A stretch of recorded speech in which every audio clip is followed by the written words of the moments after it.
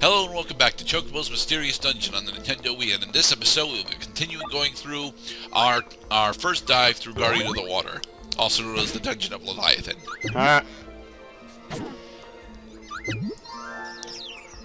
I saw what you did there. I made a reference?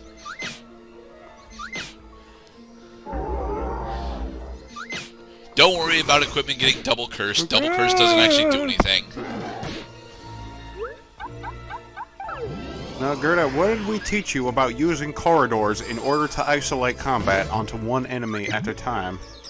I tried to do that, but, you know, unfortunately in that instance, the Flan that I was fighting was asleep for most of the first combat, so I didn't think I had to back into the corridor. Alright, the Sight spell. Thought wrong. The Sight spell is actually one of the most powerful spells in the game, because what it does is it fully reveals the layout of the current floor of the dungeon that you're in. It is stupidly OP, but you won't ever see me using it because it is natively a spell on exactly one class. I believe it's the Scholar, and I don't use the Scholar for anything.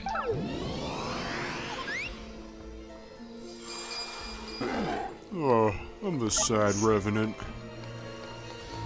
I thought my cat was in the house, but I'm not sure where my cat is right now. Oh, he there went to he the is left, at the Mr. door Cloud. now.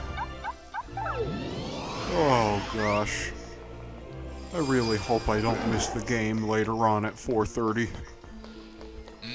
Is that the Lions? Is that the Lions and Cowboys game that the Lions are going to lose? If the Lions are going up against the Cowboys, yeah, they are probably going to lose that matchup. Crap! I I'd cast say the the wrong Lions are spell. for a deck attack. Escape! Escape! Oh, we escaped.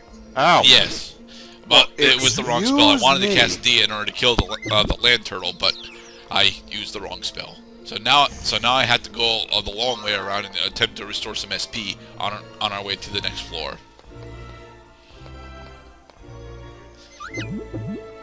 This is kind of an unrelated question to what's happening right now, but can you buy Gazelle greens? Yes, you can. If Harry doesn't Nice. sell them, then either one of the two shops in town does. Nice. So, No, Cloud, I if you were an an adventurer, yes. if you were an adventurer in Final Fantasy, do you think that you could survive through Chocobo's mysterious dungeons? Well, I wouldn't be much of an adventurer if I couldn't. This is true. And now we have a new my piece of very music first track, a new adventure. piece of music. Oh God, I don't know what I'm doing. Ouch. Ow! Blizzard trap. They got just a wide variety of traps in this game. We got Blizzard. Yes, you got there's a trap for forgetfulness. every You elemental got spell. send you to a completely different place than where you were. What I keep thinking of is that those, Yeah, there's another one. tiles specifically are either slow or haste traps, and I don't want to gamble with them, but they're not actually. Those are dual rooms that I should have been showing off more often, but I forgot what dual rooms looked like because it had been like a full year and a half since I'd done a full playthrough of Chocobo's Mysterious Dungeon at this point.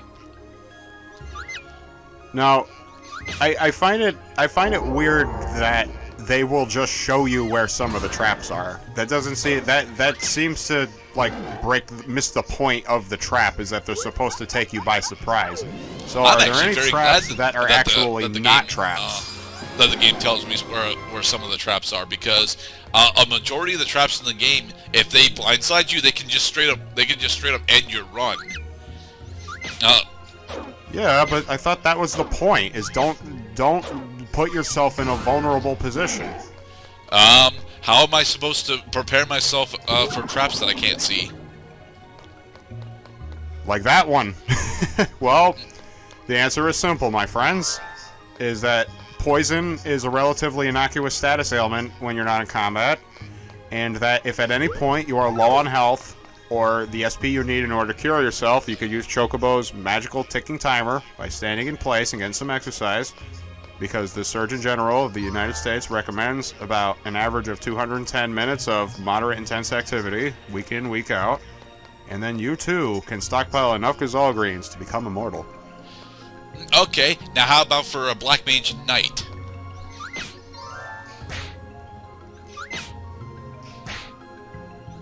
Change your job class. Exactly. One of the big things that I'm not showing off in this game is the fact that the whole reason why White Mage is so disgustingly OP is because of the ability to heal itself, the ability to have relatively powerful magic, and the ability to get out of sticky situations pretty much for free. None of the other job classes have these steroids, and it makes attempting to adventure with them very, very challenging. I suppose that would be the point, though, is that in other playthroughs, that would be like the hard mode, is, okay, we're going to take the safety off. You can't just rely on curing yourself and doing DL all the time. What I imagine the trade-off is that you can end fights more quickly because those job classes likely deal more damage than the White Mage can. No, they don't. They're supposed to, but they don't. Black Mage only deals additional damage. Then they are just badly designed. The Black Mage only deals additional damage if it's actually striking elemental weaknesses. The Knight specifically does not have good answers for anyone that actually has a higher than normal physical defense, and a majority of the other physical classes you don't get until much later on. The Thief, on the other hand, actually has really good answers. The Thief and Ninja, but you don't unlock those until pretty much after this dungeon. So yeah, for a good half the game, you don't really have access. You don't really have access to all the tools that you need in order to, challenge the dungeons the way that the dungeons are intentionally designed. This game does have problems, and I personally think that class balance is its biggest one. Let me just say that I'm a subject of the Black Mage playing Simon Says. Like, I like playing Simon Says in my games. I mean, hell, Sekiro is a great example of Simon Says. If your enemy tries doing an unblockable attack, you have one of three answers. You can step dodge if it's a thrust attack, you can jump if it's a sweep attack, and you can get out of the way if it's a grab attack. Alright, so what is the Black Mage's answer to the magic pot, then? Anti-magic pot magic. But that's the problem. The magic pot specifically is very resistant to magic, but the Black Mage also has the worst physical attacking stat in the game. So, what is it supposed to do against enemies that can steal your shit?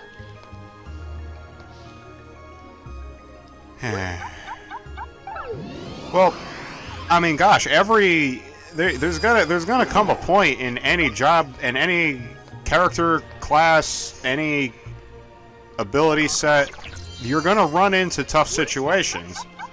The White Mage, for example, is not very good. Well, I mean, I guess that's the same as saying that none of the characters have very good answers against enemies that can deal lots of damage very quickly. Unless maybe the Knight has more physical defense or something. Although the Knight does have more physical defense, he doesn't have the ability to restore himself, nor does he have the ability to actually deal significant melee damage to heavily armored foes. And a majority of the enemies in the game that do significant amounts of melee damage also happen to have significant amounts of physical defense. For example, the Iron Giant is one of the hardest classes for the Knight to take out, specifically because he doesn't have a magic attack. However, the Iron Giant also can't really take down the Knight. It becomes a stalemate. The thing is, if you because the odds are so stacked against you when it comes to enemy encounters that you don't really have answers for, an Iron Giant will almost always be able to take you down as a Knight because he's not fighting alone.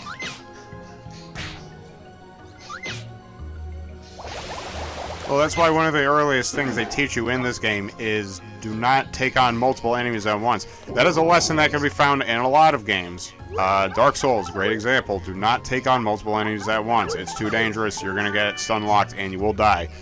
In this game, they want you to put enemies in a corridor so that they can only attack you one at a time, even though there are multiple enemies in the situation. Well, are you telling me that the Knight doesn't have piercing? Yeah, the Knight does not have piercing. The Knight has the ability to strike all around him with a couple of abilities, but because the circle sweep is a level 3 ability, it also costs 2 SP to do. And because it costs 2 SP to do, he's not going to get that SP back. None of the other job classes, including Black Mage for the most part, don't actually have the same amount of SP regeneration as the White Mage does. As a point of order, I think the only class that actually regenerates SP as fast as the White Mage does is the Scholar, and the Scholar is so useless in combat that it doesn't matter that he's got decent SP regeneration. Especially since the majority of the Scholar abilities are support abilities in a single-player game. Right. Single-player game. Where I think it would make more sense if, you know, if you had like a Knight and a White Mage in the same party. Of course, that you would be getting the best of both worlds. You would be getting improved physical attack, and you would have healing. But then the White Mage could just solo the game because of how overpowered it is. That's the problem that D&D... No, because Dia is a very expensive ability. If you spam Dia, then you can't heal. Although Dia is very expensive, the SP regeneration on the White Mage is so high that it doesn't matter that it's that expensive.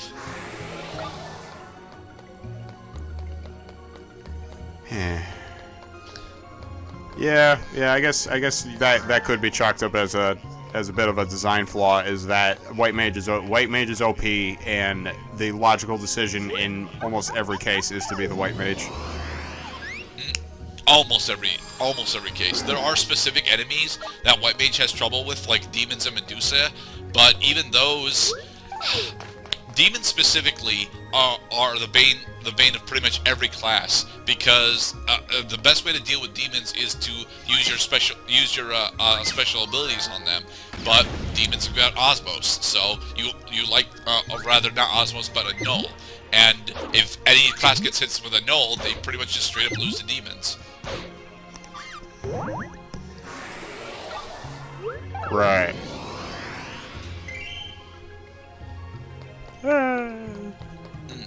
I do love this game. I love this game a lot, but I will never say that it is appropriately balanced for the challenge they want to throw at you.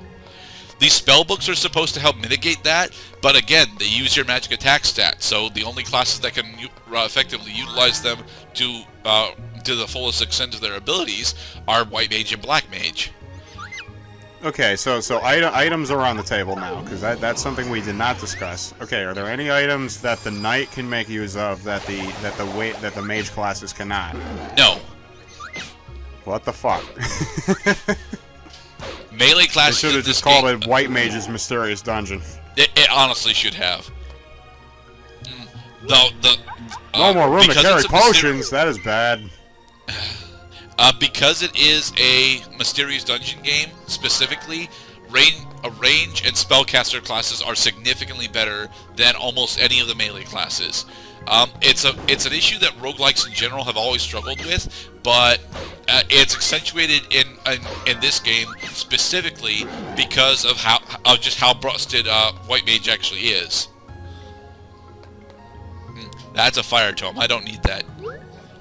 Pass Gurdet, we don't need it. Fire. And this is my boomstick. The White Mage is my boomstick. It's also my healing stick. It's a very versatile stick. The townspeople shall run in fear. Confusion. Yeah, I think we've encountered confusion before, but confusion in this game is bad, but it's not as bad as it normally is in other RPGs. At least in this game, confusion can't actually hurt yourself. Right.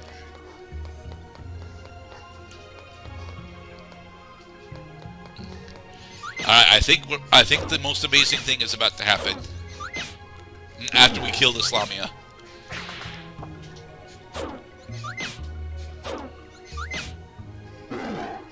There we go. We reached job level 7 with White Mage, giving us the Holy Spell, which is in fact the best defensive spell in the game. Reason number one, of course, being that the White Mage can heal himself. Yep. Alright, and in the next episode, we'll continue on through Guardian of the Water. We're almost to the mid-boss, guys.